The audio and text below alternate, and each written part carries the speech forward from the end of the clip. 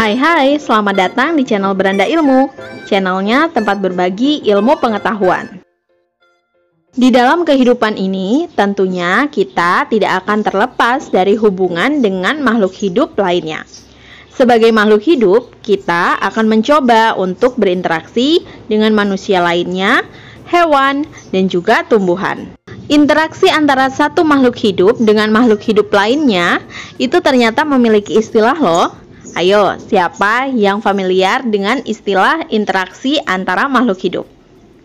Ya, interaksi tersebut disebut dengan simbiosis. Jadi, pada video pembelajaran kita kali ini akan membahas secara detail tentang simbiosis, kemudian jenis-jenis simbiosis, serta contoh dari setiap jenis simbiosis.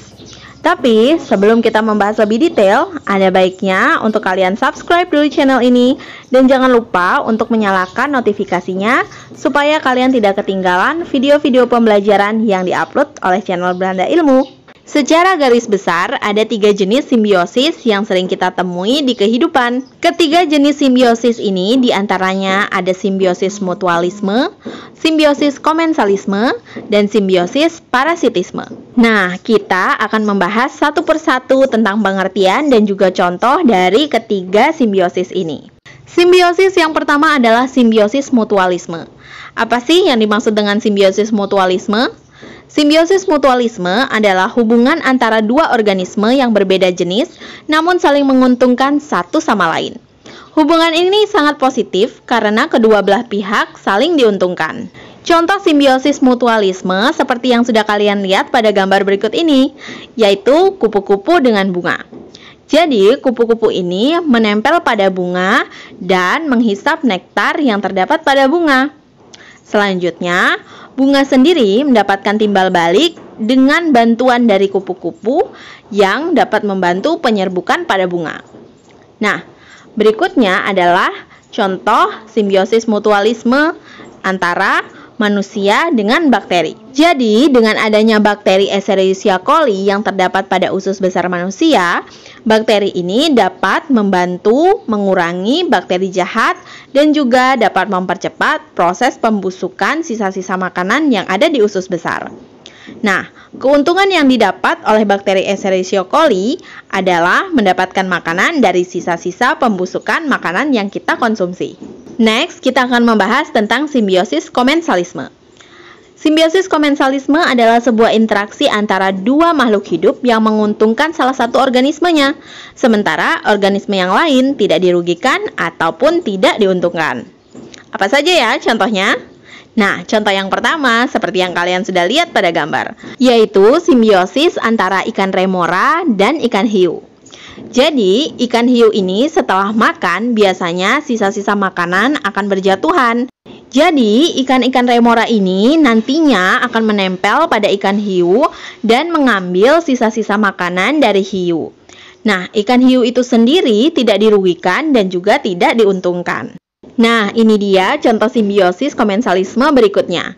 Sudah bisa menebak belum dari gambar ini? Ya, jadi contoh simbiosis komensalisme berikutnya adalah antara tanaman anggrek dengan pohon mangga. Jadi dari simbiosis ini, anggrek mendapatkan beberapa keuntungan. Di antaranya, anggrek memiliki tempat untuk tumbuh dengan menempel pada tanaman inangnya, yaitu pohon mangga. Dengan menempel pada pohon mangga, tanaman anggrek dapat lebih mudah mendapatkan sinar matahari yang cukup, air, serta zat-zat untuk melakukan proses fotosintesis. Dalam interaksi ini, pohon mangga tidak dirugikan dalam hal apapun. Nah, kita akan membahas simbiosis berikutnya, yaitu simbiosis parasitisme. Sesuai dengan namanya, yaitu parasitisme, berarti ada salah satu dari individunya yang merasa dirugikan. Jadi, untuk pengertian simbiosis parasitisme adalah kondisi ketergantungan yang terjadi ketika pihak yang satu mendapatkan keuntungan, namun pihak yang lain jadi merugi. Kira-kira ada yang bisa menebak tidak ya contoh dari simbiosis parasitisme ini? Ya, benar sekali. Salah satu contoh simbiosis parasitisme seperti yang tertera pada gambar berikut ini, yaitu hubungan antara nyamuk dengan manusia. Jadi, dari interaksi ini, nyamuk mendapatkan keuntungan dengan menghisap darah dari manusia. Sedangkan manusia itu akan dirugikan karena dapat terjangkit penyakit berbahaya seperti malaria, DBD, ataupun kaki gajah. Contoh berikutnya dari simbiosis parasitisme seperti yang sudah kalian lihat pada gambar berikut ini. Ya, antara lalat dengan buah. Jadi, dari interaksi ini, lalat akan mendapatkan makanan dari buah dan sekaligus bisa berkembang biak di dalam buah. Sedangkan buah, jika dihinggapi lalat, akan merugi karena buah tersebut akan membusuk. Nah, itu dia tadi materi pembelajaran kita tentang simbiosis, jenis-jenis simbiosis, dan juga contoh dari berbagai jenis simbiosis. Semoga video pembelajaran kali ini bermanfaat, terutama untuk kalian yang sedang mencari informasi tentang simbiosis. Sekian video pembelajaran yang disajikan oleh Beranda Ilmu. Thank you for watching. Don't forget to like and subscribe.